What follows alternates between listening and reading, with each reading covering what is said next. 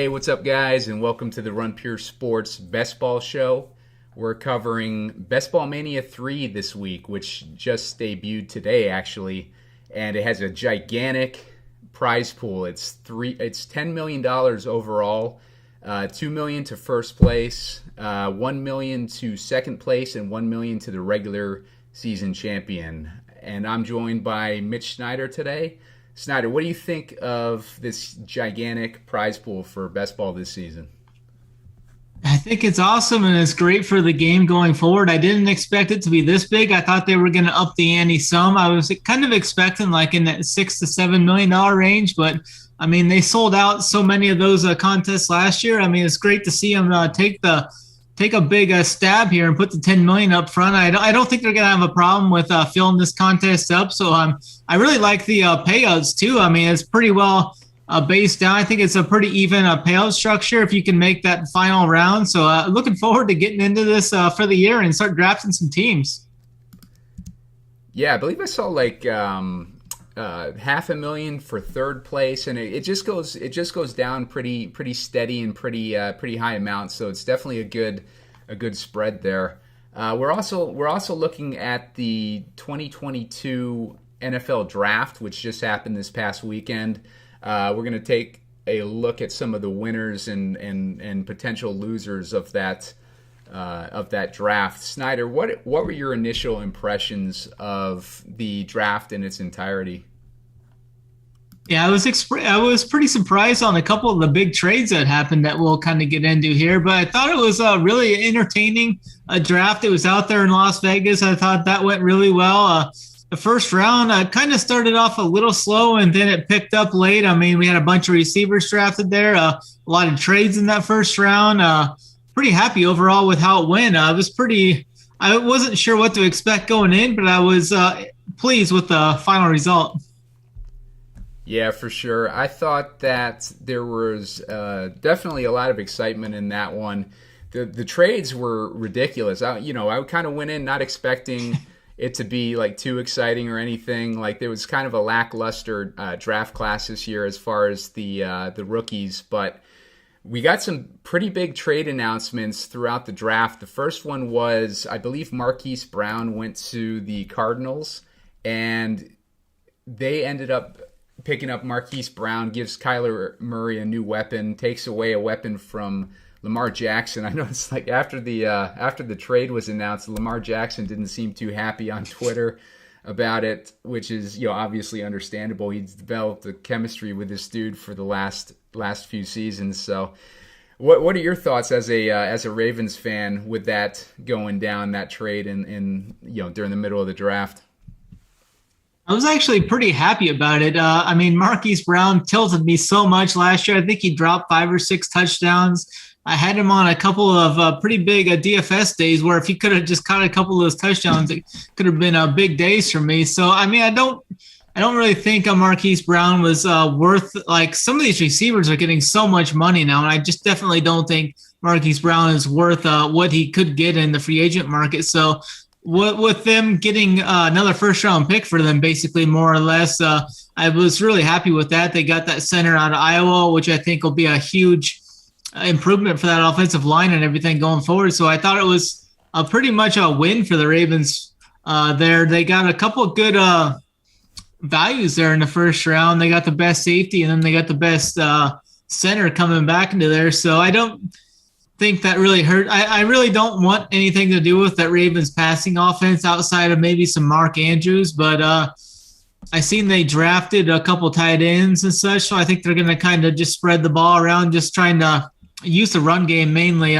this next year and just kind of lean on that defense. That defense is going to be absolutely elite last year. They had some key additions this offseason, and they get a lot of guys back that were hurt last year. So I think it's all in all a win for the Ravens being able to lock up a couple of rookies and get away from a potential bad contract. Yeah, I mean, apart from the salary of Brown, I like it for the Cardinals as well, giving Kyler Murray, he played with Marquise Brown in college, so they're reunited. There should be an existing chemistry there already, so that's good for both players fantasy-wise. And It comes on news as well that DeAndre Hopkins is suspended for the first 6 games of the season. That was just announced today. Apparently he had some sort of a PED violation. So he's going to miss the first 6 games of the season, which is going to probably vault Marquise Brown pretty high up in the ADP. I would imagine, obviously Kyler Murray is going to go in the opposite direction there. So Marquise Brown, the big winner early for the Cardinals with all this news coming out. What are your thoughts on that? Yeah, I think that's a great spot for Marquise Brown to kind of cement himself in that lineup there for the first 6 weeks. I think it's going to be him and Ertz, kind of the main cogs there.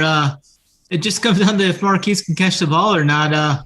They got what I see, Kyler Murray, Marquise Brown, and Rondale Moore. They're all like under 5'9", so it's kind of funny. They're kind of building up a shorter team there. But I think it's definitely going to put Marquise Brown and Rondale Moore. He's going to have a chance to step up too early in this year. So it'll be interesting to see how this all shakes out for the Cardinals. Yeah, it's been a roller coaster for Rondale Moore, potential value dropping with Marquise Brown signing and then going right back up with DeAndre Hopkins news. So, yeah, it's been pretty crazy. Zach Ertz, too. Interesting that Trey McBride was drafted by the Cardinals. Oh, yeah. He was kind of the top tight end going in this year's draft, and so he's going to be going to the Cardinals. I don't think that he'll have too big of a dent into Ertz's value just because we all know how rookie tight ends tend to perform. It's not the best, but he is significant, someone to keep an eye on, especially late in drafts if you find yourself needing a tight end going deep into these drafts. The other interesting trade that happened, we go from Snyder being a Baltimore fan. I'm actually an Eagles fan. And the other big trade that happened was A.J. Brown going to the Eagles and gets a huge contract with the Eagles. The Titans move on from him. They go on to draft Treylon Burks, who's been compared to A.J. Brown a lot. There are some concerns with A.J. Brown. He hasn't been the most healthy guy over his career. He had a good rookie season, and then he's kind of been dinged up, especially last year. He missed probably about half the season with a knee injury. So there's injury concerns there, but as an Eagles fan, I'm happy to see that trade, at least from an offensive standpoint, and maybe not necessarily like a team-building standpoint. So what are your thoughts? But as far as A.J. Brown's value, I imagine that's going to take a significant hit because Jalen Hurts sucks as a passer. So I'm not too enthusiastic about his fantasy value, but what are your thoughts on that situation and the potential fantasy value for A.J. Brown and Treylon Burks here? Yeah, it was interesting to see that trade go down. That was the one that really surprised me there. A.J. Brown goes there. He gets a big deal. I believe he got a 4-year, $100 million deal with over half of it guaranteed. So, that's great for him going forward. Jalen Hurts does kind of worry me with him, though. But A.J. Brown's such a freak. You just put the ball up somewhere into the vicinity, and I think he can go up and get it. But definitely it's going to hurt some to like Goddard and Brown Smith. It'll be interesting to see how Devontae Smith comes in off the sophomore year, see if he can kind of get a little better and separate himself there. It's a pretty good pairing, though. You got the big A.J. Brown who's got all the speed as well, and then you can mix in maybe Devonta like underneath him or something, kind of hope to get him lost, get him on some deep balls or something. So I think it's a really good addition, like fantasy value for the Eagles. I'm not sure how it's going to work out like long term. I really do like what the Titans did there, though. I think Treylon Burks they didn't want to pay that big contract there, and so they go out and get what I think is pretty close to a carbon copy of A.J. Brown. He's got the size, he's got the speed. He's really fast out in the open fields. They're going to use him a lot like A.J. Brown, I think, too. Back in like Arkansas, used him on some quick passes where they just get him the ball quick and open field, and he made some big plays. And he was playing in the SEC too, so that's kind of like the minor leagues of the NFL. There's a lot of dudes there, ton of speed.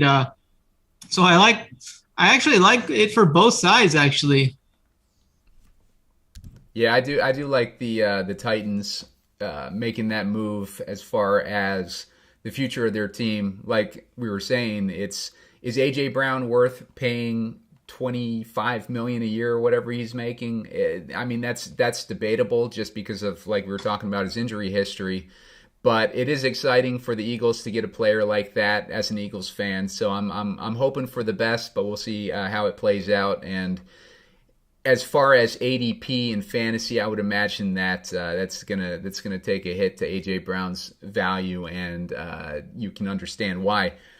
Another person whose value is taking a hit there is Ryan Tannehill. Obviously, Tannehill was already kind of on the decline after a weak season last year, but now he loses AJ Brown, and the Titans also drafted Malik Willis, so that's not very promising for Tannehill. I don't think Willis is going to like overtake him at any point, but you can imagine if they start losing towards the middle of the season, you're going to start getting the quarterback controversy talk at some point late in the season. But what are your thoughts on that? What do you think on Malik landing in that spot? That's an interesting spot. Some people had him projected maybe even to go like number 2 overall or even top 5. He falls into the 3rd round. He's definitely got the upside, like the leg-wise. He's got a lot of athleticism with his legs. I'm not really sold on him as a passer, though. I think that's kind of why he dropped so far. I mean, overall, I thought all the quarterbacks in this draft, I didn't think there was like a true like franchise possible quarterback there. So it'll be interesting to see what Malik does.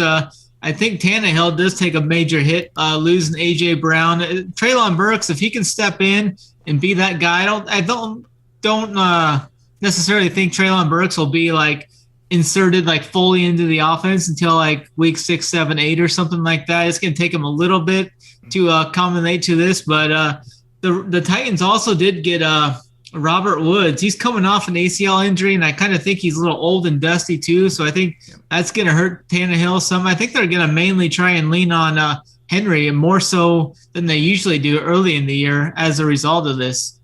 Yeah, I think you're right. I think Henry's the big winner in this trade too. So I tend to think that Treylon will be worked in a little sooner. You know, like they might be forced to have him as a. I think they're going to try and throw him in there as quick as he can. It just can he translate that fast? Yeah. No, you're right. Yeah. So we'll see what happens there, but exciting stuff for the Titans, Eagles, and Ravens as far as a fantasy perspective. Moving on to Green Bay. Green Bay is a team that we all had our eyes on. We were anticipating them grabbing a decent wide receiver in the first round, but all the wide receivers got scooped up early, and Green Bay was kind of left like hanging with their, pulling their putt or whatever. So they got like stuck with 2 defensive guys in the first round, and then second round they made the trade up and they grabbed Christian Watson, who at that point was, one of the better wide receivers. They still had Pickens and Sky Moore on the board at the point where they drafted Christian Watson. So what were your thoughts on that, Snyder? It looks to me like Allen Lazard is the big winner on Green Bay with that news.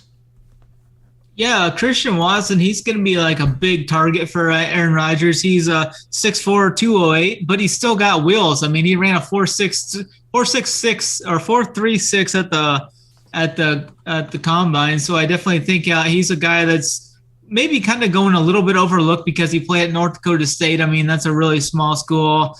Didn't really have much talent caliber to play against too, but I mean, I think he had like over 800 yards. He had some big plays, averaged over 20 yards. I think 2 of the last 3 years, 20 yards per catch. So it'll be interesting to see how he meshes with Rodgers. It's kind of interesting to see how Rodgers meshes. He doesn't really trust a lot of guys. Yep. It'll be interesting to see if he can gain his trust early, like throughout training camp and whatnot. But he's definitely got the body, kind of like of Davante Adams. He could be that big dude that goes and goes up there and gets all the catches. It just depends if he can mesh well with Rodgers. It'll be interesting to see.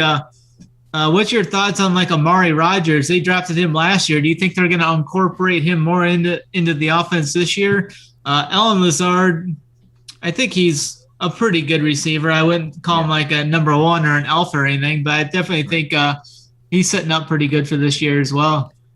I think Lazard is going to be the big winner because I think that Rodgers has developed the chemistry with him, especially over the past season. Mm-hmm. When MVS went down, Lazard really stepped up, and he was getting some big weeks in fantasy towards the middle of the season when MVS was out. So he was really looking like he was becoming an alpha in that offense. I guess a beta when you put Devontae in that offense, but alpha now. And there were times with Amari Rogers where he really wasn't gelling with Rodgers, but we've seen that happen in the past. It took Devontae Adams a couple years before he was trusted by Rodgers. So Rodgers isn't going to really have a choice because he doesn't have a whole bunch of weapons right now. So I do think that Amari Rogers, like late in the draft, is someone that you want to accumulate.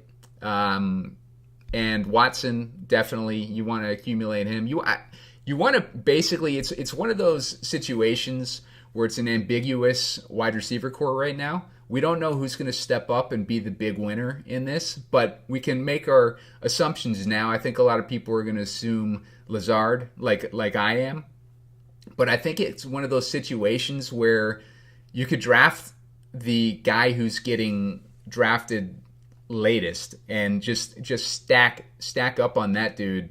Kind of like those old Patriots running back situations. You always wanted to load up on the guy who was getting drafted like last out of like a 3-man running back committee. So that might be a similar situation here in Green Bay. Maybe you just want to stack up the guy who's getting drafted the latest, but I think you want exposure to all three of these guys, and I think you could take a stand on a guy and draft draft a ton of Lazard or draft a ton of Watson or draft a ton of Rodgers. But, I think ultimately you want to have exposure to all of them and multiple of those guys on a lot of teams. But that's the way that I would play it. How are you thinking there? Yeah, I think it just comes down to ADP. Which one of these guys, how far some of these guys fall. I'm not sure if I'm going to go out of my way to attack this Green Bay offense this year. I'm still kind of weighing both options that I need to dive into a little bit more, like how much I really want to pursue and attack a Green Bay stack in the best ball format this year. Where do you have them ranked? Do you have the Green Bay offense pretty high in your rankings, or are you more so of if they fall to you and such? I think it's more if they fall to me. I think the guy that I would be looking at the most on that offense is probably Aaron Jones. He's going in the third round right now. And I don't see anything that threatens to take him out of the passing game right now. So it could end up being Lazard and Watson and Aaron Jones being the big three receivers in that offense, even though Jones is a running back. We've seen those games in the past where a receiver's gone down and Aaron Jones has had monster receiving games. So there's a lot of potential there. I think if Green Bay starts to fall pretty far in ADP because they're not sexy, that's where I think you want to try to accumulate those stacks. You're getting those stacks cheap. Aaron Rodgers, 2 years in a row, MVP. He's obviously one of the best quarterbacks in the league, and right now I think he's going after Matt Stafford and guys like that. So people have kind of lost faith in him, and I think that's the time where you want to try to get a decent amount of exposure to. If we start seeing later in the summer that Aaron Rodgers is firing with these new wide receivers, his ADP is going to start to climb. So it might be a good strategy early in this process. We're in May right now, to start getting your Aaron Rodgers shares as he's pretty low. People are going to be disappointed with that draft result, and they're going to be overlooking Green Bay a lot, I think. And I think that's already showing up in ADP right now as the Best Ball Mania 3 kicks off. And by the way, forgot to mention it at the top, We're running a promo code with Underdog right now, where if you use the promo code RunPure, Underdog's gonna match $100 on your first deposit. So put $100 in, get $100 match, and we've talked about it endlessly on this show. Like, the entry fee into Best Ball Mania is $25. So a $100 deposit match is going to get you 4 entries into this contest, and you're going to want to have as many free entries into this contest as you can get, because it takes a few drafts before you start to get a good feel for ADP and start to be able to manipulate the board in the way that you want to do your stacks and stuff like that. So you want to get a really good feel for ADP before you start going heavy on this. And in fact, they might have a mini out pretty soon, or a puppy. It used to be called the mini, now it's called the puppy. So they might have a puppy out pretty soon, which is a $5 entry. And when that comes out and you don't feel like drafting this early, it might come out mid-May, might come out in June or something like that. But that'll be a $5 entry. And if you get 20 entries into that, like 20 drafts in the puppy, will get you a really good sense of what ADP is on Underdog, and, you know, like where you need to draft your guys to get the stacks that you want and everything, and the players that you want and everything like that. So definitely use that promo code RunPure to get that $100 deposit match. So moving on from Green Bay, I think the next team that we wanted to who was the next team that we wanted to look at there, Snyder? Was it Kansas City with Kansas City, the Sky right. Moore and everything? Yeah. Because we got Sky Moore drafted by Kansas City in the second round, so he got a pretty decent draft capital there. Great landing spot for him. He lands with Patrick Mahomes. That instantly takes him. He was probably going like maybe in the 12th, 13th round ADP, at least on Drafters. I was doing the $5 drafts on Drafters, trying to get a sense of where normal ADP is, not super draft ADP.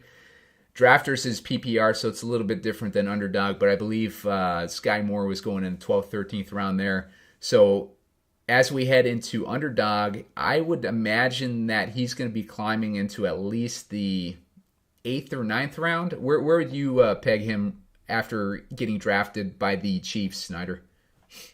Yeah, I could see like 8th, 9th, 10th. I think he's only going to get steamed up too. So if you want to kind of get on to Sky Moore, I mean, I think if you want to get him at more so of a value, you need to get him early on in these drafts, because I think as people start doing this more, he's going to get more talked up about how he's linked up with the best quarterback. They pretty much drafted him. I think he's going to be like implemented into at least the 3 wide receiver sets early on. And then I think he's got the upside to take over even the second, or maybe even by mid to late season, he could be that number 1 option there if he translates really well. I mean, he took a really big step forward in his senior year at Western Michigan.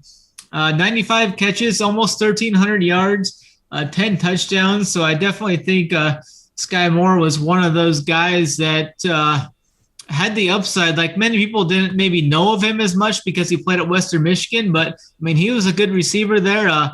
So I think he's going to mesh really well with Patrick Mahomes. I mean, the Chiefs really aren't left with like any huge playmakers outside of Travis Kelce. I really don't think MVS is like that big of a game breaker. I don't think like Mecole Hardman's like an alpha. I really don't think Juju Smith-Schuster is that good. I mean, I've kind of been off of him since that one year he had with Antonio Brown, where he was basically just running crossing routes underneath of Antonio Brown when they kind of left him open. He hasn't really had that good of a season since then. So that'll be interesting to see how he meshes with Mahomes too. I think Sky Moore's got a huge upside here with the Chiefs though. Yeah, this is going to be an interesting test for Patrick Mahomes too, because he really hasn't elevated a young talent yet. There hasn't been a young receiver that joined Kansas City that really was elevated by Patrick Mahomes. He's been good with Tyreek and Kelce, obviously, but those were guys that were with the team before Mahomes joined. So I'm really wanting to see like what Mahomes can do to elevate a young guy, and he's going to be forced to do that this year. Because like you're saying, like Juju Smith-Schuster and MVS, they might be old and dusty.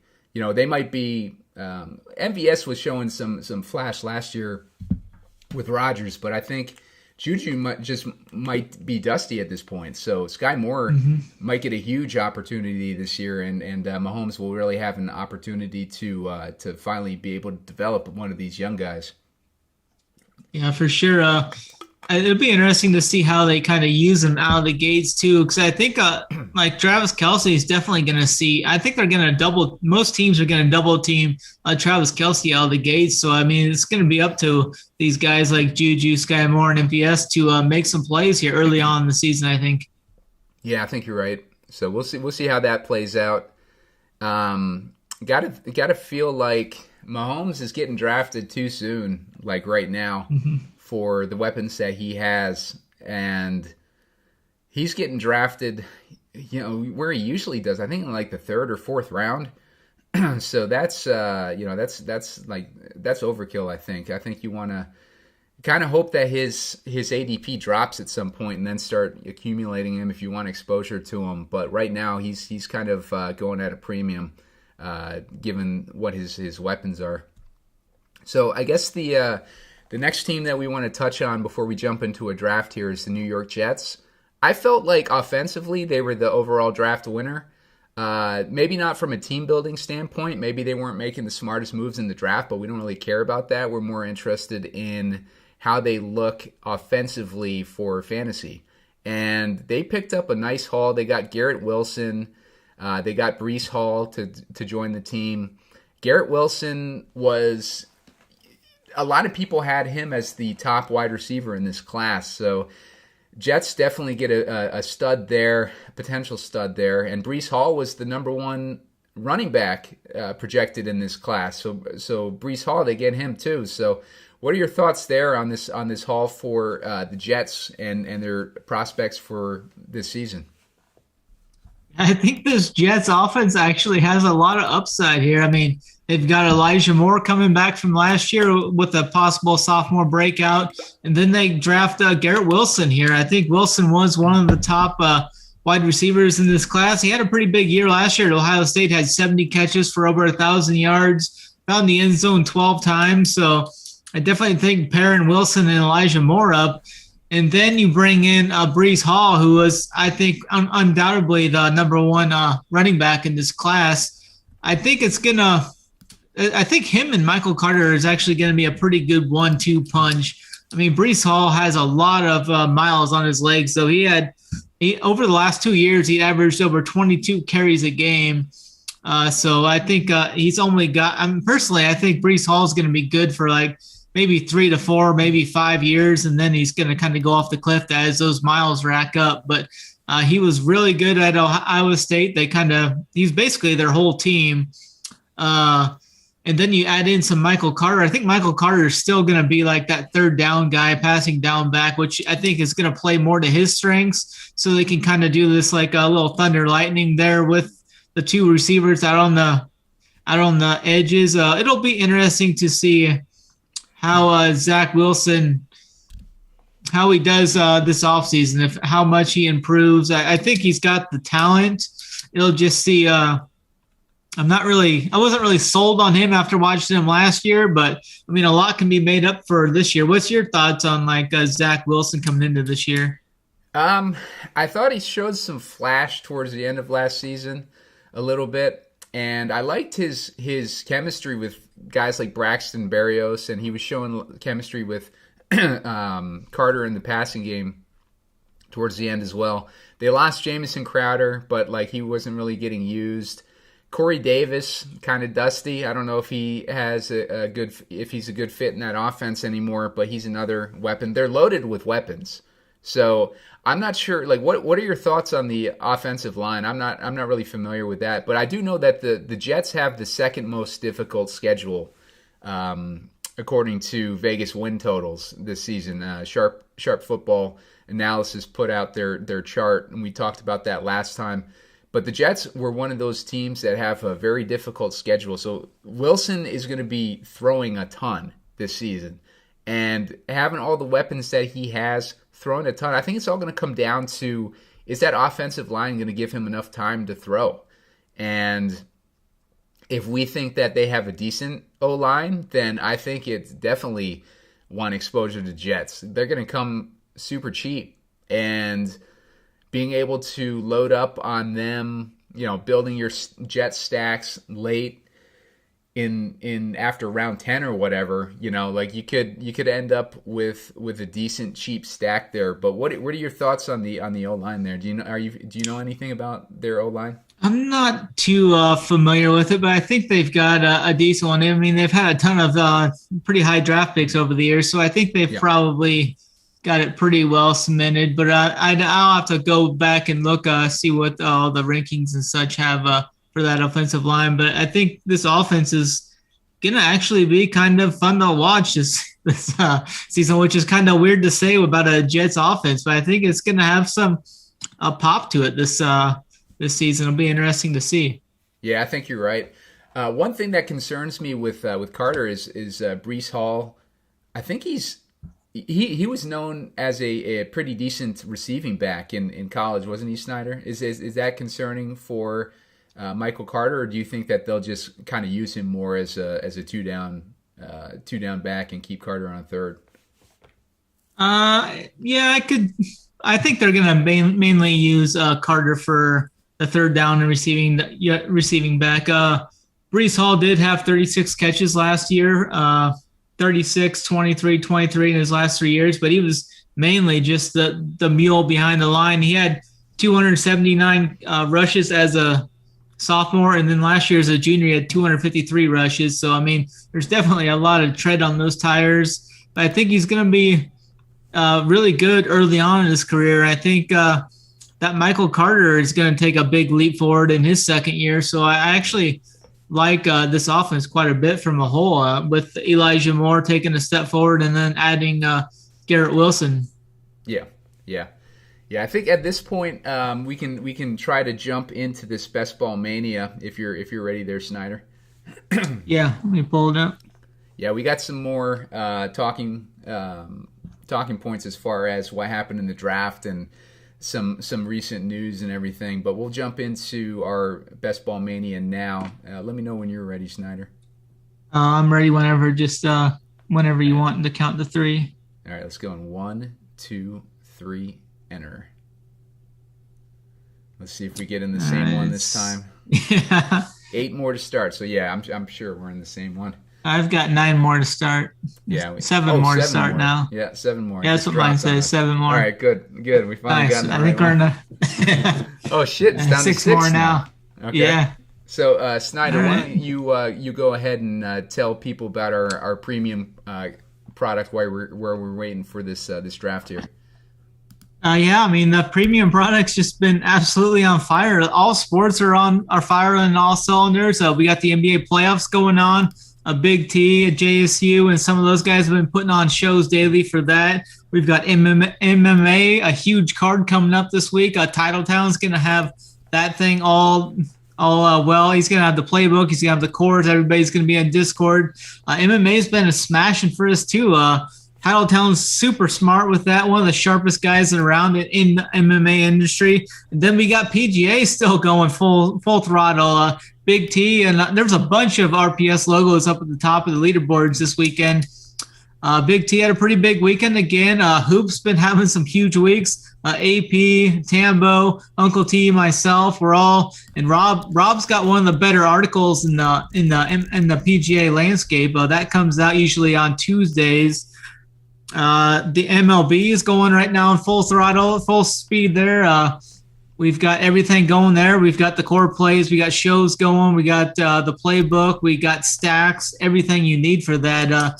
It's full transparency. We take stands here. We back our plays, and we actually play here. And it's been a huge start to 2022, and it's only getting started here. We've got the PGA Championship coming up here in a few weeks, so looking forward to that as well.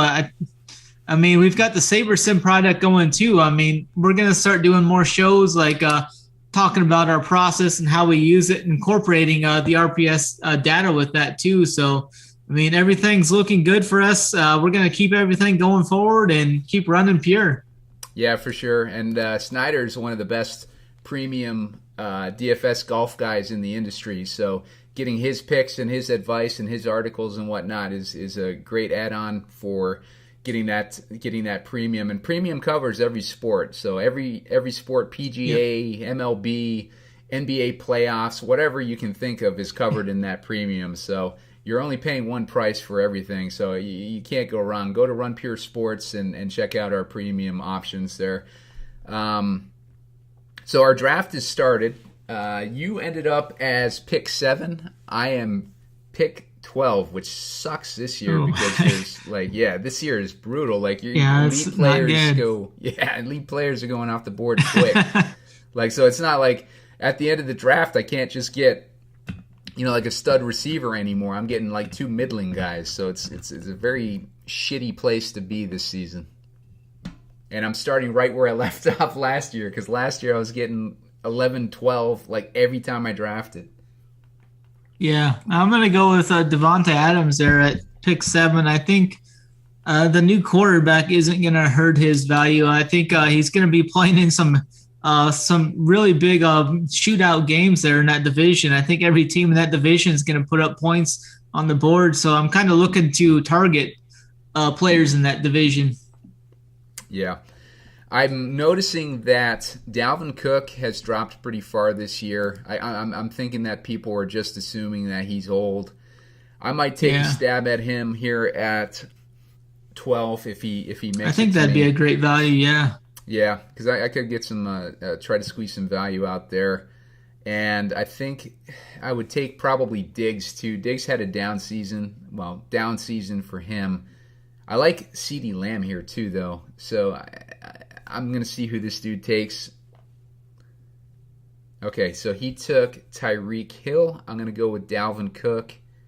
And I'm not going to take Kelsey. Normally I would be salivating at Kelsey in previous seasons, but I just don't like his situation this year. So I think agree. I'm going to go with Stephon Diggs and hope that he has a bounce back season this year.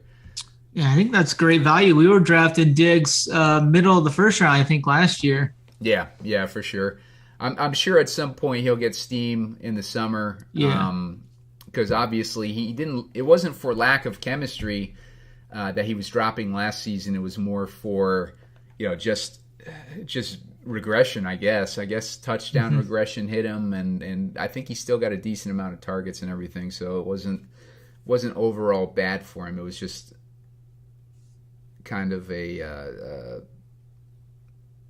got 127 receptions in 2020 and then 103 in 2021, but he got the same amount of targets basically.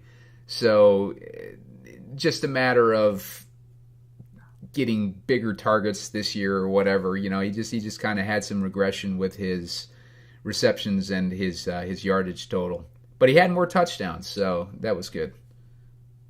Yeah, I was hoping to get Javonte Williams there, and he went right before me. I'm surprised. So now I'm. Yeah. Well, I guess with Melvin Gordon back on the re-signed by the team, that's going to take a ding in his in Williams' ADP. Something to take advantage of, because people have been talking about the Melvin Gordon washed angle for years, and it never comes to fruition because he always has decent years. Maybe this is the year that everybody jumps off that narrative and it brings down Williams' ADP, but gives you a good opportunity to get him at a value in mid-second round with a guy that has that top 3, top 5 potential that we like to talk about. Yeah, I like Javonte Williams quite a bit this year. I think he's going to take a huge leap forward here. He's got Russ Wilson. He's got more of a loaded offense where they can't stack the box on him. I think he's going to have a lot of opportunities to feast this year. I think he's a top 5 running back this year. Yeah, I think you're right. I think at the end of the day, talent is gonna carry him, and he's going to show everybody what he's got in the tank. And I think that Melvin Gordon, like I was saying, last year I was I was drafting him pretty heavily, and it ended up working out. But this season, I think I'm going to take an opposite stance. I think I'm going to try to draft Williams more heavily in the second round when I get the opportunity. But I'll also get a decent amount of exposure to Gordon. I just don't think I'm going to go as heavy on him this year as I did last year. Yeah, for sure. I think that's a great option. Who we got going there? I ended up going with Deebo Samuel then there in the second round to get a couple of possible number one receivers there to start my team out with. It was either him or A.J. Brown, and I need to do some more kind of diving in on A.J. Brown, how I think he's going to mesh with that Eagles there with Hurts. Yeah, I just think A.J. Brown's situation this season, he's got more competition for targets with the Eagles. Yeah. But it's also competition for low-value targets because you're getting them from Jalen Hurts. So I think, if anything, it's a downgrade for Brown.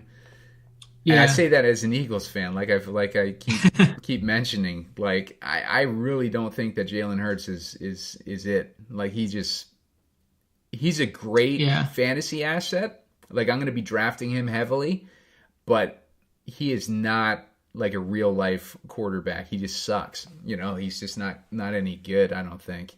Yeah, I agree. So I'm up here on a couple picks again. Who you eyeballing there, Snyder? I really don't like any of these running backs, so probably another receiver. I think I might go with Keenan Allen.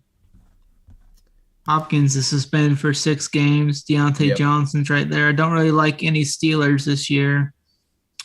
So, I'm going to go with Keenan Allen. Yeah, Steelers are an interesting situation, too, because Mitch Trubisky was not good when he was a starting quarterback. That could have been due to his coaching, but it's probably due to his lack of talent. And who was it? Kenny Pickett, the quarterback that was drafted there. Mm-hmm. Like he could end up being the starter early in the season. I imagine if Trubisky shows his shitty ways, then it's gonna come down to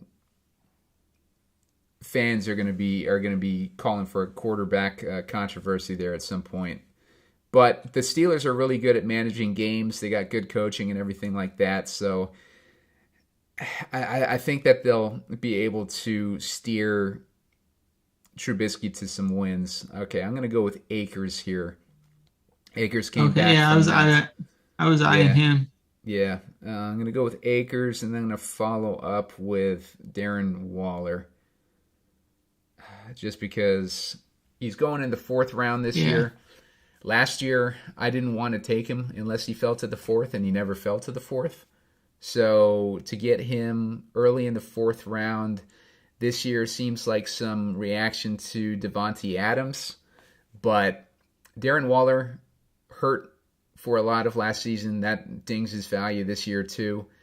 But I think that he's a quality tight end, and I think if he comes into this season healthy, he could end up being tight end 1 or 2 or at least top 3. Yeah, I definitely agree with that. For me on those Steelers, I think Trubisky's definitely going to have a short leash here with Kenny Pickett coming in. Kenny Pickett is that Pittsburgh guy. I mean, I really wasn't sold on any of these quarterbacks coming out of the draft this year, but I think he could be fine there. I really do like George Pickens for the Steelers. I think he's got a ton of elite upside.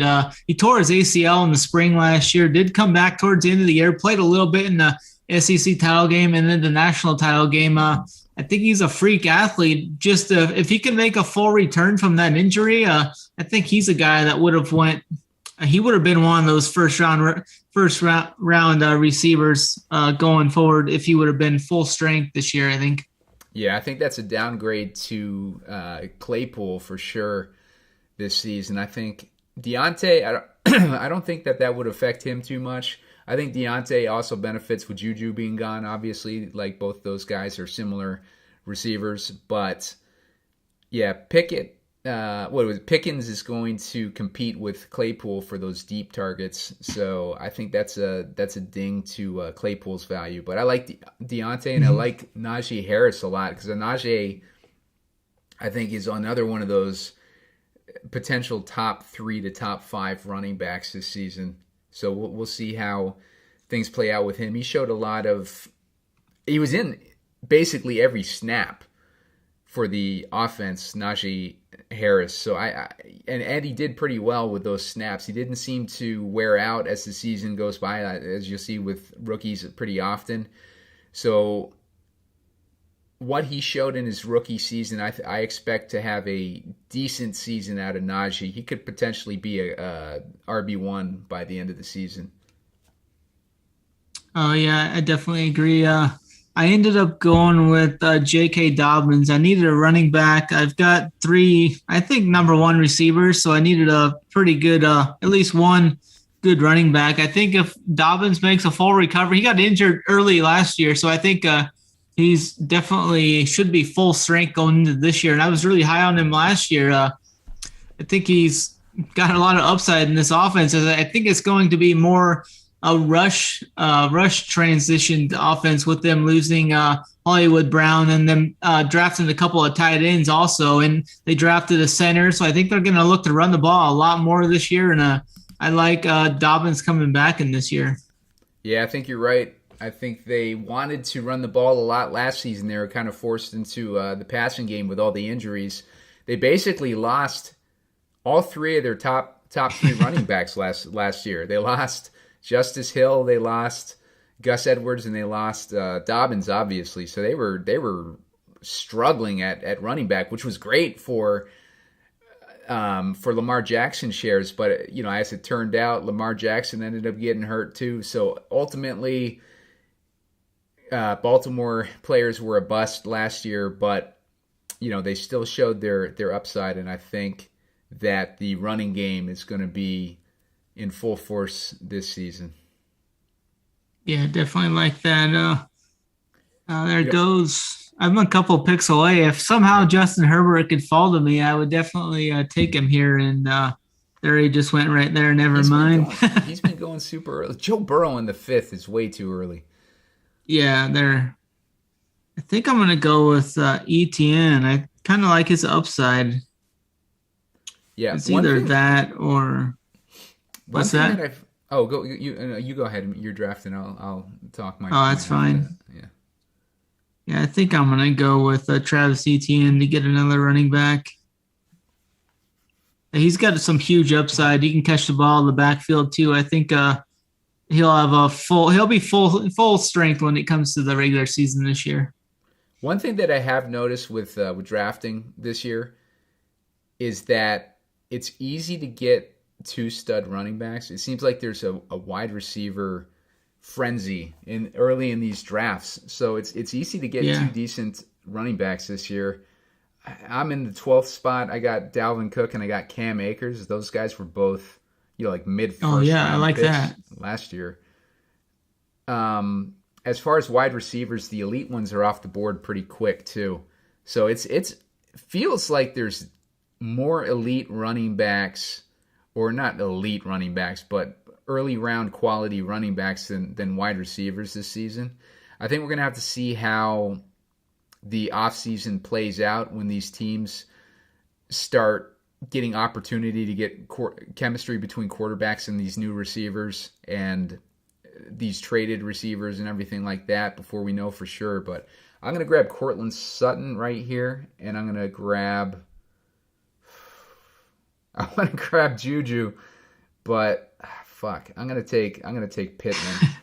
Like, I want to get as much exposure to the AFC West as I can this year, because those games are going to be playoff That's quality what I'm thinking, games. yeah. Every time that they play, man, all those teams are stacked.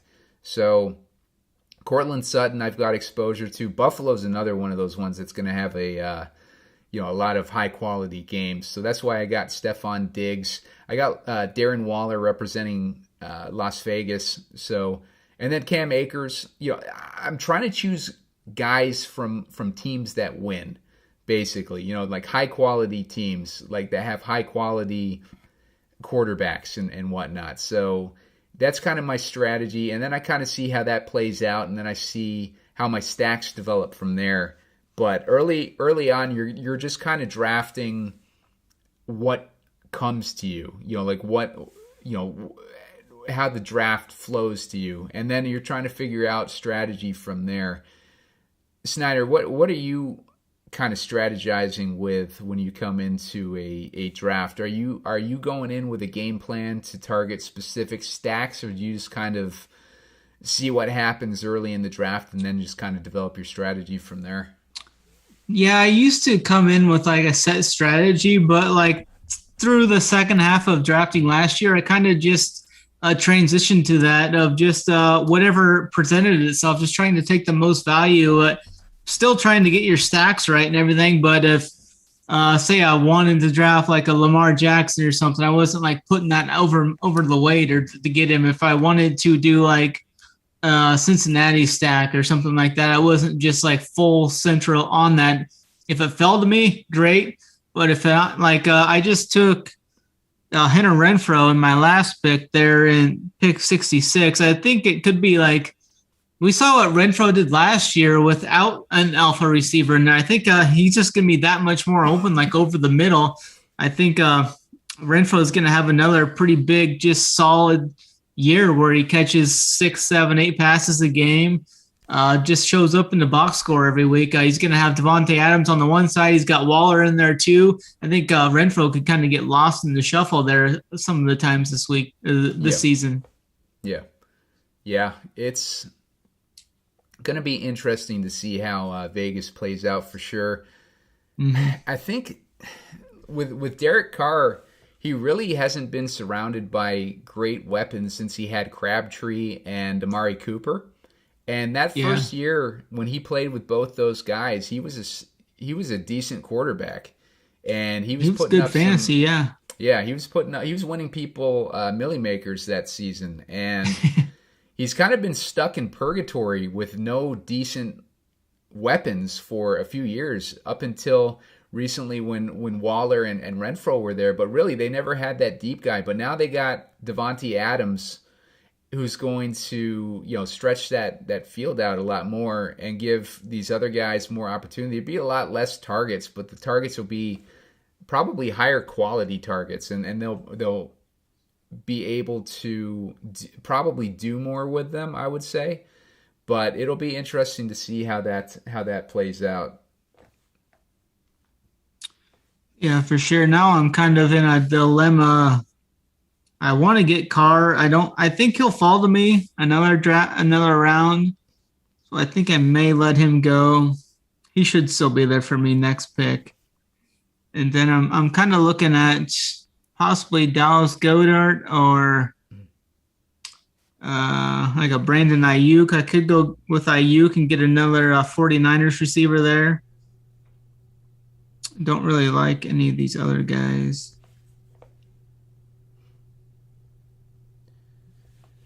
Yeah, I do think that it's a pretty deep quarterback pool this season. I do think I'm going to go with Goedert.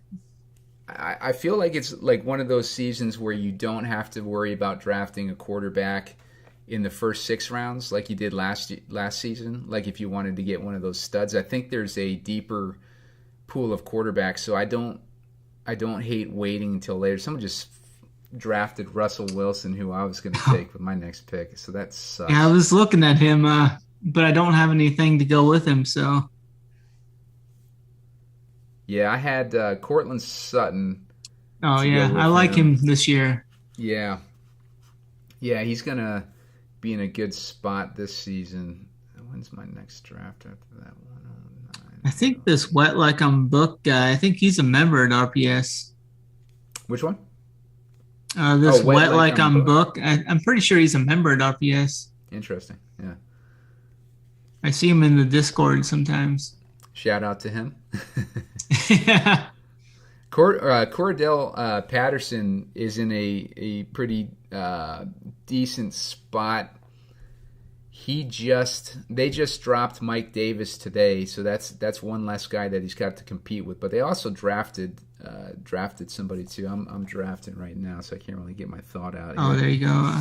Let's see. I'm gonna go with Garrett Wilson, I think. I like that spot. Yeah, let me grab Garrett Wilson. And then I'm looking at my quarterback who I want to take. I think I want to go with Deshaun Watson. I think it's a good value on him.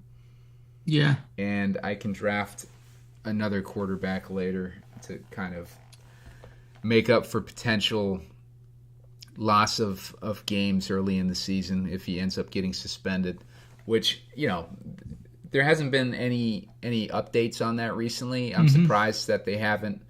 The criminal case is in the past. They found that he was not able to be criminally charged based on the evidence. So the civil cases still loom. We don't know what's going to happen there. But I think the NFL should make a decision soon because, like we said, like the criminal cases are done, so they really have no reason to drag this out as far as what they're going to do for suspension. I'm imagining that they wanted to get the draft past them and probably the schedule release. So I would guess May 12th is the schedule release. So I'm guessing that we'll hear something about a potential suspension in mid to late May, maybe early June. But in the meantime, Deshaun Watson is going, as you saw, ADP was 83, so that puts you in, what are we, in the 7th round? 8th round? Yeah, 8th round. Okay. I just took Derek Carr to get the double stack with Adams and Renfro. Yeah, I like that. I was debating on sniping him from you, but I just I just didn't do it. Yeah. Because I got this Jameson. Yeah, Jamison Williams is still up there. Underdog has him overrated, I think. He tore his ACL in that national title game. I think it's going to be – I think he could sit out like 3 to 6 weeks. I think he's an elite talent. I think he's the best receiver in the draft if he can make a full recovery. So it's definitely interesting seeing him put at the Lions. So, I mean, that was just a bad spot for him to land. But he is there with St. Brown. I don't like the quarterback there. I'm not a big golf guy, but it'll be interesting to see how it goes. I would take Jameson Williams, I think, maybe round 11, round 12, somewhere in that range right now. Yeah. Yeah, I have a feeling he seems like kind of one of those guys that they draft based on his 40, or not his 40, but his college speed. He didn't run the 40 because of his injury, but just based on his speed in college. So he seems like one of those dudes that could potentially bust at the NFL level. What do you think? What do you think of his NFL potential in general? I think he's gonna be pretty. I don't think he's gonna be he's definitely not gonna be like a Jamar Chase or anything. But I think he's maybe a step down from that. I think he could be a solid, just a solid athlete in the NFL. Possibly maybe top 15 upside receiver sometime, maybe 2 or 3 years in. But Henry Ruggs type. I think he's going to be better than that. Okay. He had a lot better of he wasn't just necessarily a speedster. He had some big games, made some big catches. He does have the wheels to separate though at the next level though. Gotcha. I need a ADP of 79 for that guy, and we are at 103 right now. So apparently the people in our draft are on the same page with you, Snyder, on that take. Oh yeah. I'm gonna go with Dawson Knox here for another tight end. Should lock up my tight ends then.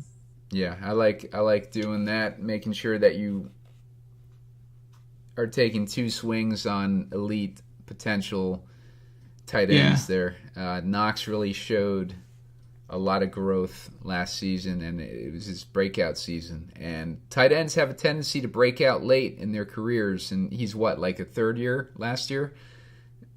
Yeah. So, yeah. I was looking at Pat Fryermuth there, too, but I don't really have much trust in this Pittsburgh passing game this year with what they got at the quarterback position. Yeah. Yeah, I'm debating right now on my next pick. God, man, the 12th spot is not a good spot to draft from. It's kind of rough unless you – sometimes it's fun if you can get a couple good swings, but, I mean, it's – Yeah. I'm gonna take a stab at Chase Edmonds here to shore up my running backs. I like that. Get me my third running back, and I'm not really seeing a quarterback that I want to draft right now as my next guy. So I'm gonna go with Olave. He ended up in a decent.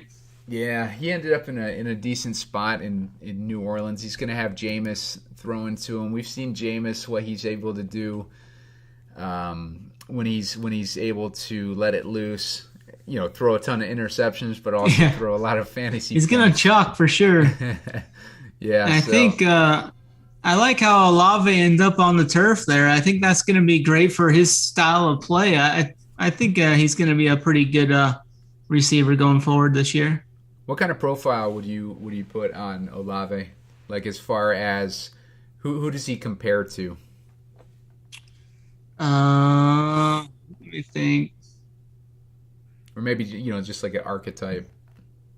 Oh, I'm up here. I about forgot. Oh, yeah. Trying to throw a wrench at Snyder there. Yeah. Madison? I just took Alexander Madison. Yeah. I like taking him right around that 10th, 11th round range. As we've seen, like in the last few years, Cook is great, but he always used to, like, there's like one or two games where he'll miss. Maybe Madison can be good for that.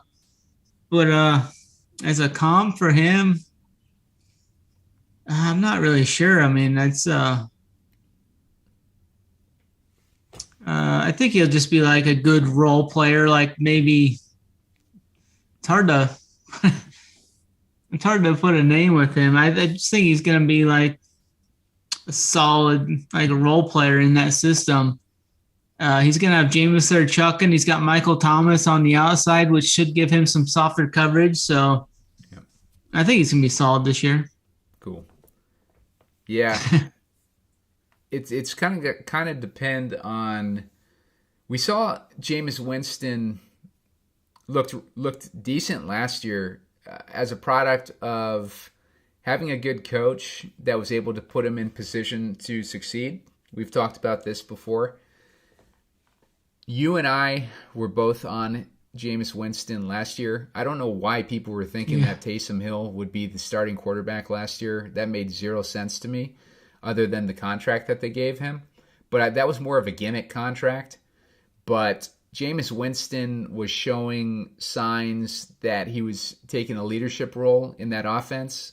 He was taking initiative to play, practice with his receivers in the offseason and doing a bunch of stuff like that, keeping a good attitude, just showing a lot of leadership qualities. And I think that really caught on with the team. Eventually landed him that starting role, as you and I predicted. And he ended up doing pretty well in those first half of the season up until he had the ACL tear. And now we're coming into a season where he has a new coach, comes from the Peyton tree, but is he going to be as effective to put Winston in position to succeed is going to be the question, I think, this season.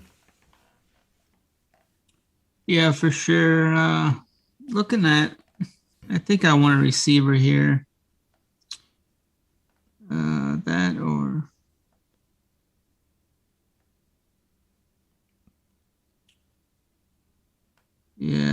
might go with Palmer here.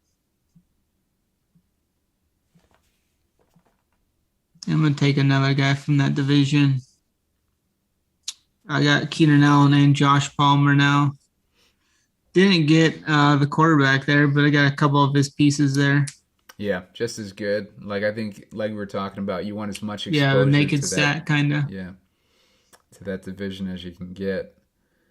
I was looking at Odell. I just don't know how he's going to come back or where he's going to even land. I mean, yeah, he had that torn ACL there at the end of the season. I love the value on Odell. Yeah. I was taking him a lot in those drafters drafts I was telling you about. I just about clicked on his name, but then I was like, I didn't talk myself out of it in the last second. I'm coming up here. I think I'm going to grab Albert O if he falls to me. Just to give me another piece of Denver offense. And then, man, I may go with Christian Watson after that. I'm debating on Will Fuller because I have a feeling that Cleveland might end up signing him, and that would help me out with my stack for Deshaun Watson. But I'm seeing other guys on the board here that I like. I like Gesicki a lot, but I just took a tight end. I'm going to go with Christian Watson here as my next pick. Yeah, I like that. I'm up in 4 picks. Oh, what just happened? It didn't give me my Christian Watson. Oh, it gave you Will Fuller for some reason. Fuller, what the hell?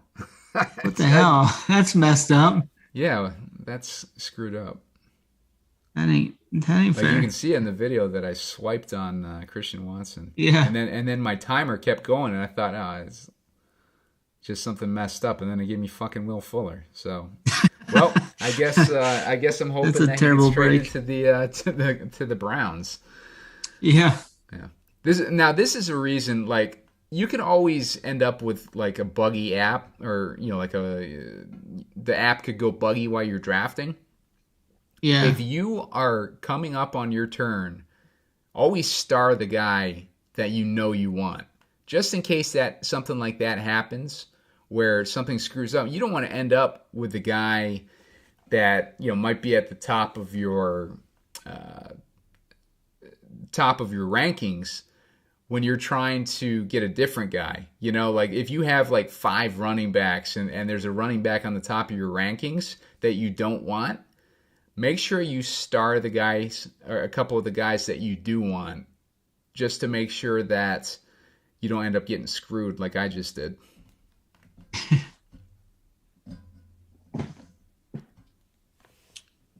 I just went with Van Jefferson for my last pick. I think he's got some upside there for the Rams. Yeah. I was going to actually take Odell, but the guy right in front of me took Odell. Yeah. And I had James Cook marked. I didn't think he was going to go that early. I was going to maybe take him next round. Yeah. Cook is another guy that landed in a great spot. Yeah. Why don't you talk a little bit they're gonna, what you think of him as a prospect? Yeah, I think they're going to use him pretty much how he was used like in college. I mean, he was great out of the backfield, really good hands out of the backfield. He had some really big plays. Like they trusted him when the game was on the line. Some of those big games down the stretch, he was getting the ball over more so than the other guy there. I can't even remember who the other guy that was there in Georgia, but I think Cook's got like huge game-breaking ability. Like, not so much sure maybe on his rookie year. I think he's going to have some big plays, but I really like him like going forward as like a third down back and such in the next league. Yeah, and I think obviously that's gonna be a big ding to Devin Singletary's value, because Singletary now finds himself. They're probably, I would imagine that Zach Moss is going to get released or something. Like, I don't think that they're going to hold on to him necessarily, or maybe he's bumped down to the practice squad or something like that, or maybe he's the third running back on the depth chart. But yeah, I would imagine that Cook is going to ding any potential upside that people thought that Devin Singletary was going to have going into this season. What are your thoughts on Singletary now? He's no one that I'll be looking to attack. I think Singletary will still like see that like first and second down work, but I don't think that'll be a guy that I'll look to target at all in the drafting process. Yeah. Here I'm up in 2 picks. Might try and get another quarterback here.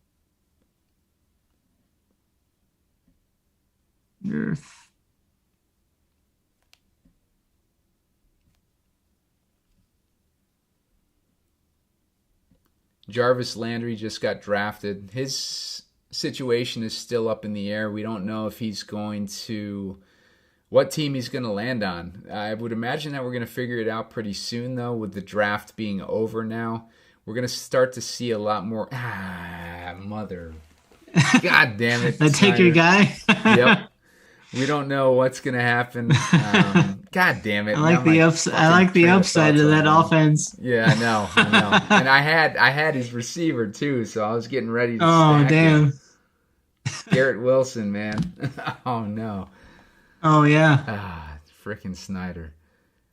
So, yeah. The Wilson stack. Yeah. So yeah, man, I like drafting, those jet stacks late. You can get guys like Berrios and the tight end. They just got the Cincinnati tight end, guys like that. So good spot. Let's see, I'm coming up here. Yeah, CJ. Yeah, CJ Uzoma. They also took another tight end, so I don't know what they were doing there. Let's see. I'm gonna go with Valdez Scantling. He got that Kansas City upside, and I'm gonna go with a quarterback here. I think I'm gonna go with Mac Jones is a value right now. I feel like I have to kind of go there. I'd like to get Jameis Winston just to stack him with Olave, but I'm going to go with Mac Jones just to give myself insurance for my Deshaun Watson pick.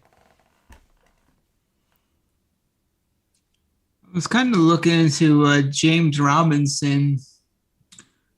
It looks like he'll be ready, but it is that Achilles injury is just usually a career ender, and the Jaguars did draft the running back out of Mississippi, Snoop Connor. So yeah, I think I'll be off of James Robinson up here in 3 picks. I was kind of looking at a running back. I've got 3.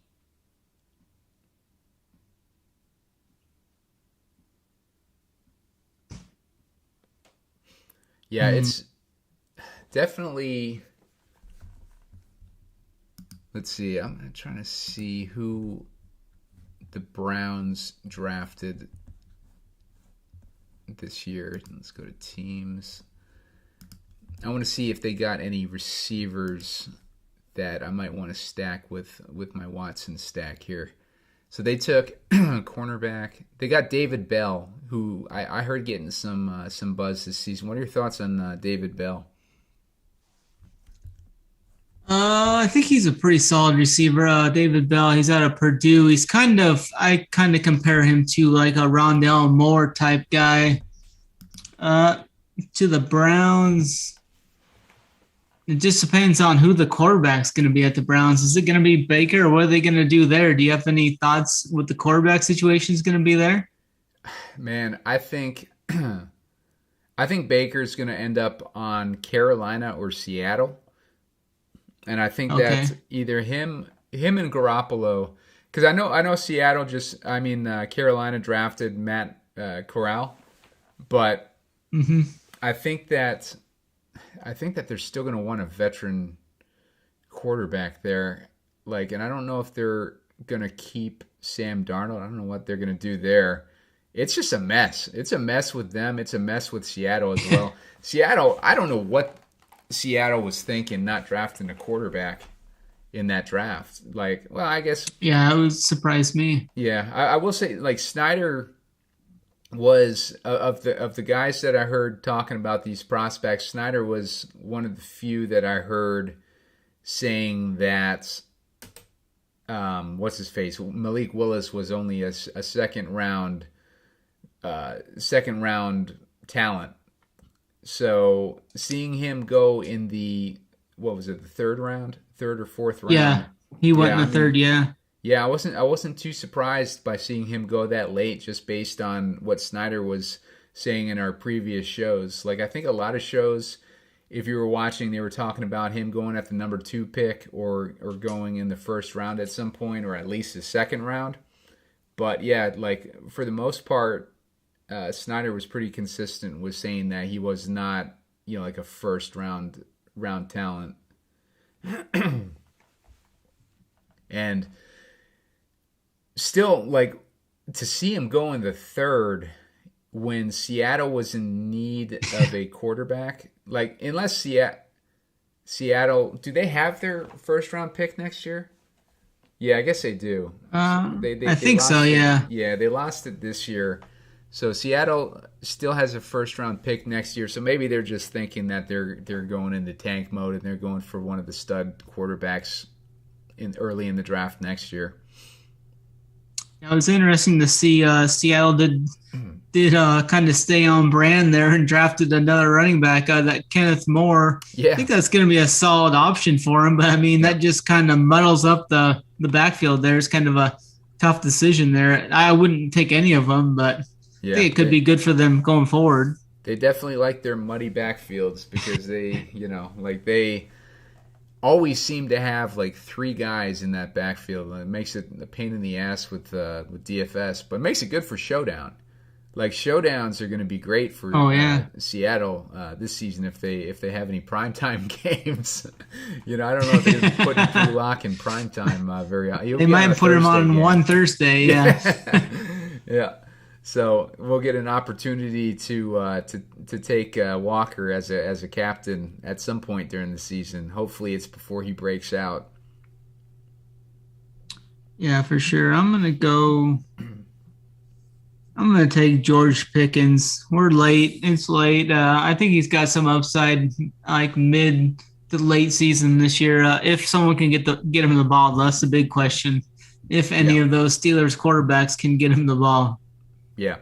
No, I think that's a solid pick there, for sure. I'm looking at Donovan Peoples-Jones, anticipating him to get sniped from me because that's the way this draft is going so far. But I'll see if he ends up dropping to me on this next pick here. Also, let's see. Jameis Winston is still on the board. I might take him as a QB3. I feel pretty confident that he's going to take a decent step forward this year. He looked pretty good last year, and now that division is more competitive. So here we go. I'm taking Peoples-Jones. Well, I'm going to star him first. Oh, there you go. And then I'm going to star Jameis Winston. Just going to kind of look at my options here. Disappointed to see that what's-his-face is off the board, who I was looking at earlier, Jameson Crowder. I wanted to draft Jameson Crowder. I was holding off on him because his ADP was in the 200s for some reason. But it bit me in the ass because somebody else caught onto that and took him. So I'm gonna go with Jameis Winston here. I like that. I think that's a big upside for 16th round for sure. Yeah. That gives me Watson, and then I got insurance with Mac Jones and Jameis Winston, just in case. My running backs currently, Dalvin Cook, Cam Akers, and Chase Edmonds. I need to work on those a little bit. Wide receiver, I got Stephon Diggs, Cortland Sutton, Michael Pittman, Garrett Wilson, Chris Olave, Will Fuller, MVS, Donovan Peoples-Jones, Darren Waller, and Albert O. Currently, Snyder, I'll take a look at your team real quick while you're thinking about your next pick. Snyder's got Derek Carr and Zach Wilson. His running backs are J.K. Dobbins, Travis Etienne, and Alexander Madison. And his wide receivers are Devontae Adams, Deebo Samuel, Keenan Allen, Hunter Renfrow, Josh Palmer, Van Jefferson, Devontae Parker, George Pickens, and tight end he's got Goddard, he's got Dawson Knox, and he's got Uzoma. So I'm liking how Snyder's team is shaping up there. Yeah, I think it's all right. Early on, I just took Uzoma there in the 16th round to pair with Wilson. So yeah, got a little mini stack there with Wilson. There you go. At least one of us got that stack with Wilson. I didn't even realize you had Wilson until there. Yeah, I was looking forward to that one too. So I'm looking right now. Well, I think you're up before me, aren't you? Yeah, I'm up in 8 picks. Yeah. Yeah. Who are you looking at for your next pick here? Which direction? I think I might take a chance on like Trey Sermon. I mean, he's a guy that's not even getting drafted in some of these drafts. I mean, he was just something was going on with him and the coach last year. Maybe they can have an off season where he can come on and maybe gets back into good graces and shows more in like training camp and such and gets on good graces. And who knows, maybe for a 17th round pick, if he gets in that position, I think it could be a big steal, but it's most likely to be just a dusty player. Yeah, definitely. Do you have any thoughts on Sermon this year? There was something going on there. I don't know what. Yeah, I mean, Sermon did something to piss off Shanahan last year. I don't know what it was, but maybe he was slacking off in practice, or he was just not showing the work ethic, or that's maybe a little bit judgmental, but maybe it was more along the lines of Shanahan just didn't think he was able to perform in that offense. Who knows with Shanahan? He's very picky. He seems like he'd be a shitty coach to play for, but like a good coach if you want to win games. You know what I mean? It's kind of a contradiction with him. He doesn't seem like a player's coach. He seems more like a robot, but he's good at what he does, and he takes his team far. So we'll see how that pans out for Sermon this year. But yeah, I'm gonna take a shot on him here, 17th round. I mean, if it pans out and he can somehow get something going, I think it could be a steal. But most likely, I'm gonna go on the record and say it could be a steal. Yeah. I don't disagree with that take. I think that the potential is definitely there. There's a reason why San Francisco drafted him in the, what was it? The third they took him in the 3rd round. So, I mean, that was quite a bit of draft capital they put into him. They should at least give him one more run, I think, this year. Yeah.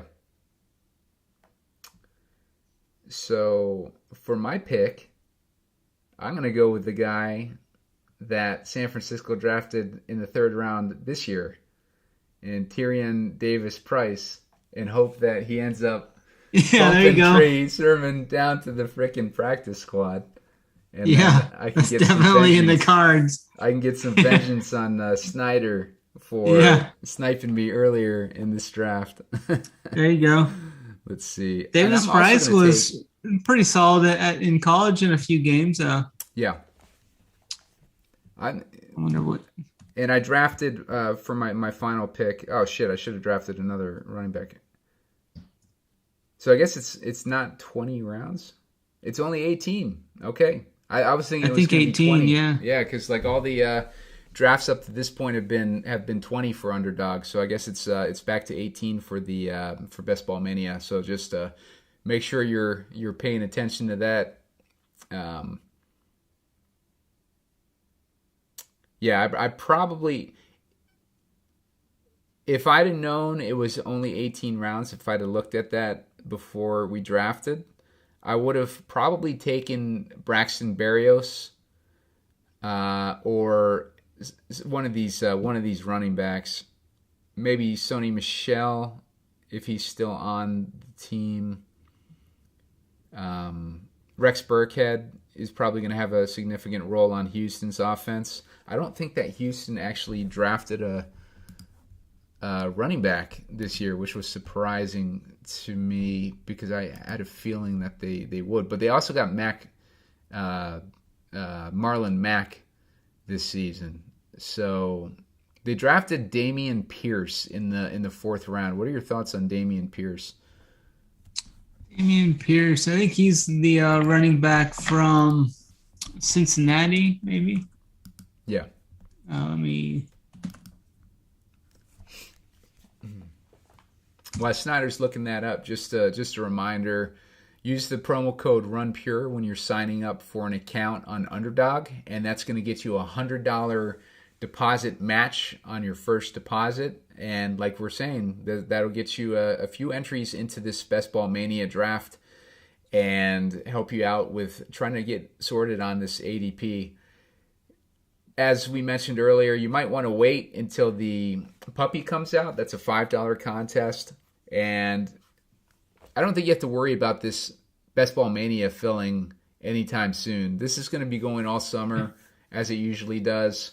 Although I will say, man, like we got in pretty quick into this draft. Like last year, you had to wait a decent amount. But there's a lot more people. It is day one, contest, yeah. And there's what, like 400,000 people in I think something like that, yeah. Yeah.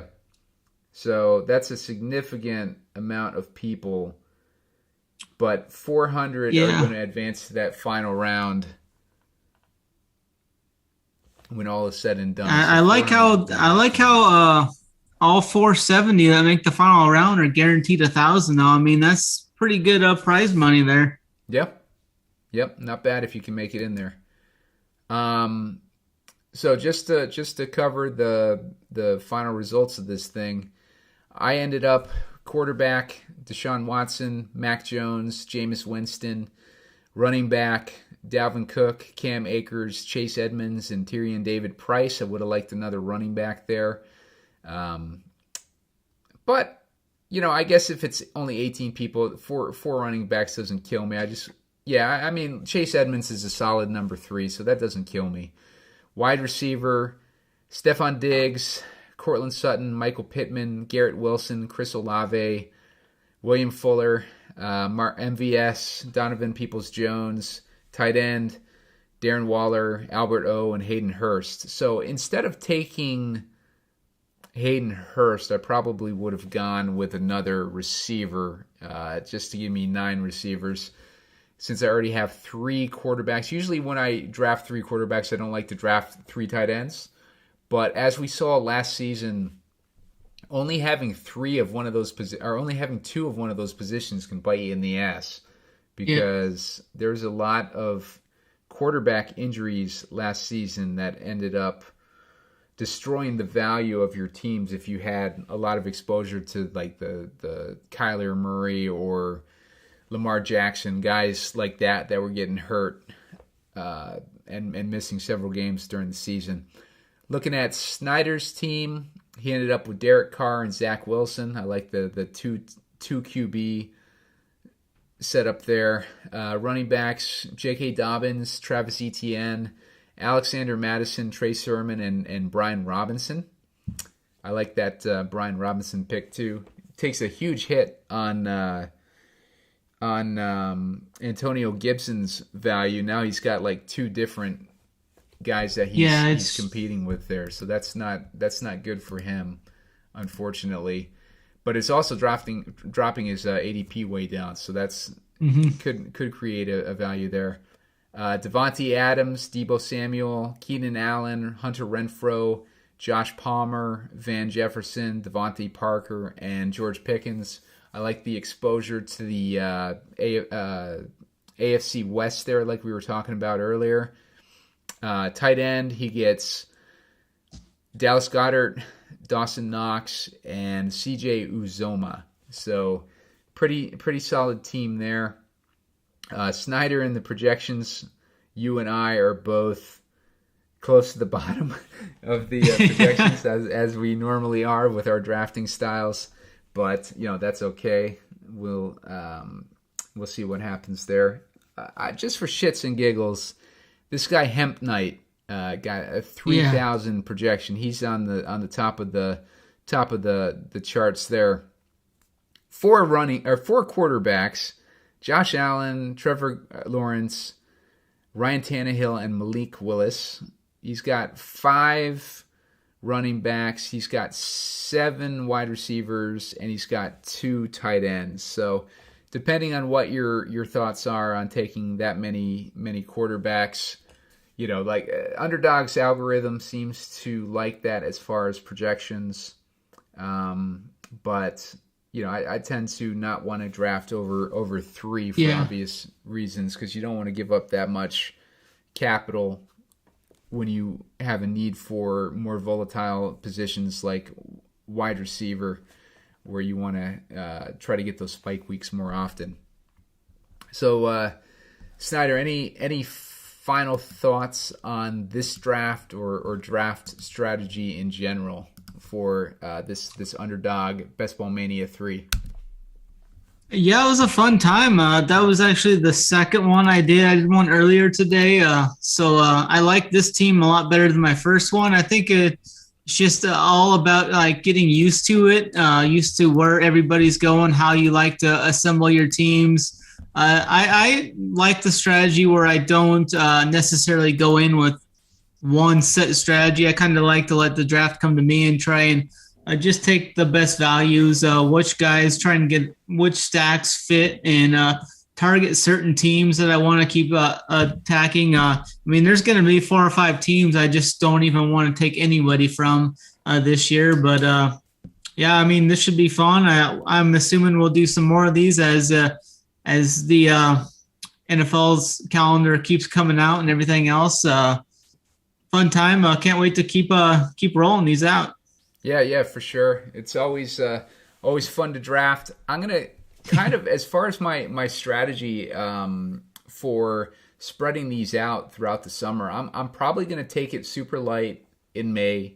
I may draft like 10 this month, and most of those will probably be in shows that you and I do. Like, we'll probably do bi-weekly at this point now that this big contest is out, just so we can keep an eye on ADP. I think the next one we'll do. Maybe we do it after the actual NFL schedule is released. That's another cool thing. Yeah, like if you're watching, keep an eye on the schedule, because that's May 12th. You don't want to draft too many teams before May 12th, because we don't know where bye weeks are falling and stuff like that.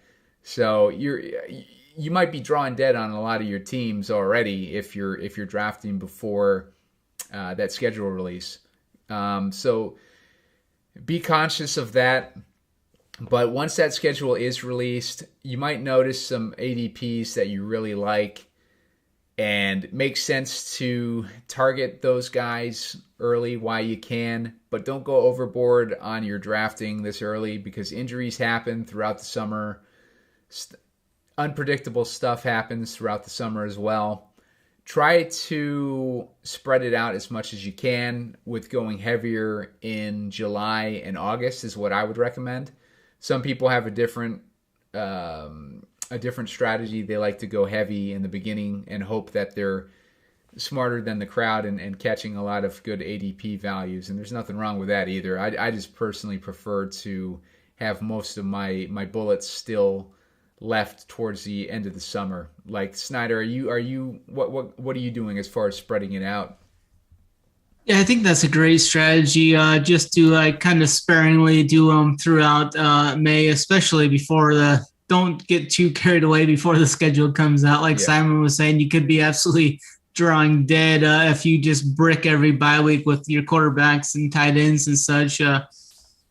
But I think as the summer progresses and some of the mini camps and off-season workouts and all that starts to progress, and as ADPs kind of get more where you think they're going to be at, and if there's like some rookies or some players you see standing out in camp and stuff, you think you can get some better values on early. I mean, maybe you want to try and draft a few teams there if you can get those players that you like at some better prices. But I think as we get closer to like July and August, I think we got to start cranking it up around that time.